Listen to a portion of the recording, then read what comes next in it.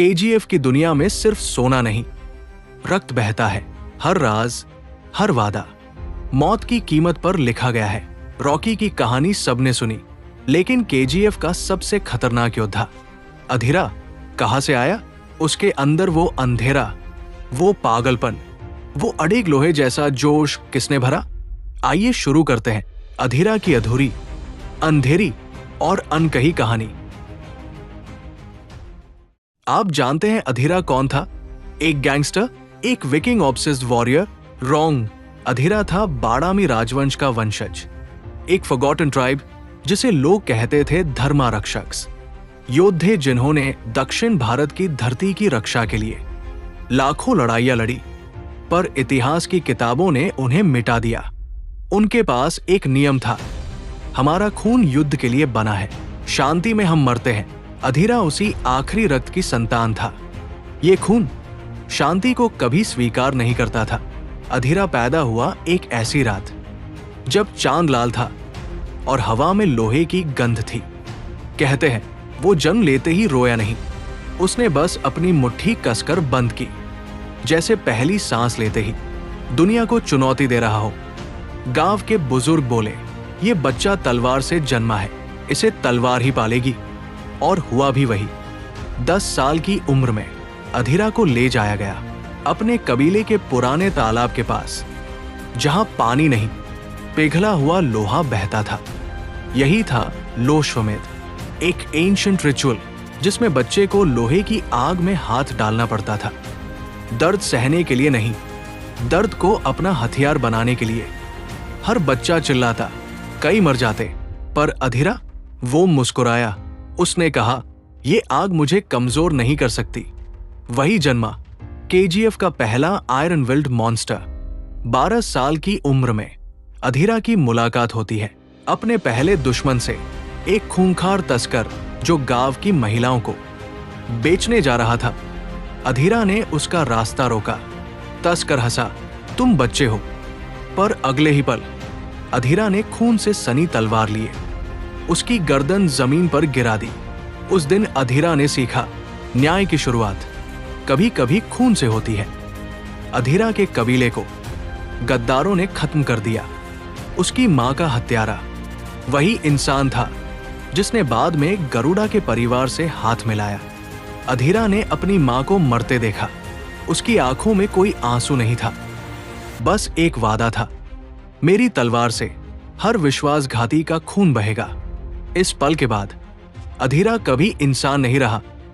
15 से 25 की उम्र तक अधीरा गायब हो गया। पूरा दक्षिण उसे खोज रहा था। कोई नहीं मिला क्योंकि वो पहाड़ों में था, विकिंग मर्सनरीज के बीच प्रशिक्षण ले रहा था। हाँ, विकिंग्स केजीएफ के ब्रह्मांड में स्कैंडिनेवियन मर्सनरीज भारत आते थे एंशिएंट ट्रेड राउट से, और वही बने अधीरा के असली उस्ताद। उन्होंने उसे सिखाया fear tactics, brutal sword forms, psychological warfare, one man versus army combat. यही वजह है कि अधीरा की लड़ाई का स्टाइल दुनिया में किसी और से मिलता नहीं। 25 की उम्र में अधीरा वापस भारत लौटा, पर एक योद्धा नहीं, एक साया बनकर। उसने गोलियों से नहीं, दिमाग से किंगडम्स गिराए। रात में वो तेल के खदानों पर हमला करता, दिन में राजाओं की सेना खरीद लेता। वो कभी किसी को दिखाई नहीं देता। उसका नाम सुनकर ही पूरा डेक्कन खालीहर हो जाता था। उसे कहते थे भूत सेनापति, द शैडो किंग। केजीएफ सिर्फ एक सोने की खदान नहीं थी, वो अधीरा के कबीले की धरती थी। वो जगह जहां उसके एंसेस्टर्स अपने दुश्मनों के खून से तलवारें गढ़ते थे। गरुड़ा के पिता ने वो धरती छीन ली, अधीरा की दुनिया छीन ली। इसलिए अधीरा के लिए केजीएफ बिजनेस नहीं था, वॉर था। उसकी विरासत थी, उसका जंगल, उसका साम्राज्य। अधीरा की सबसे बड़ी ताकत क्या थी?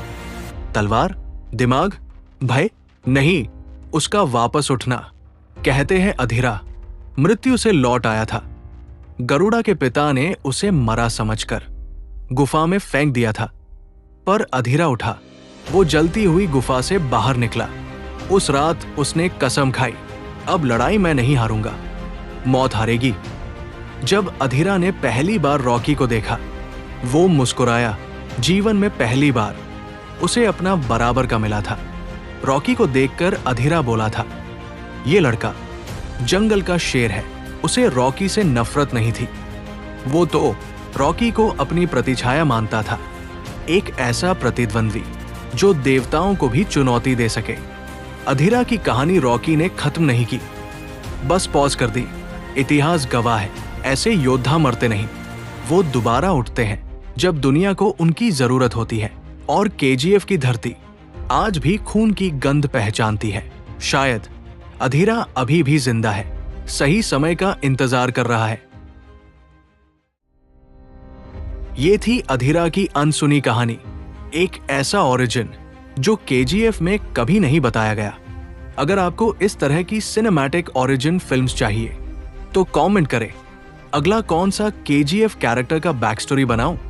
सब्सक्राइब करें, क्योंकि बॉलीवुड मल्टीवर्स की सबसे खतरनाक कहानियां यही मिलेंगी।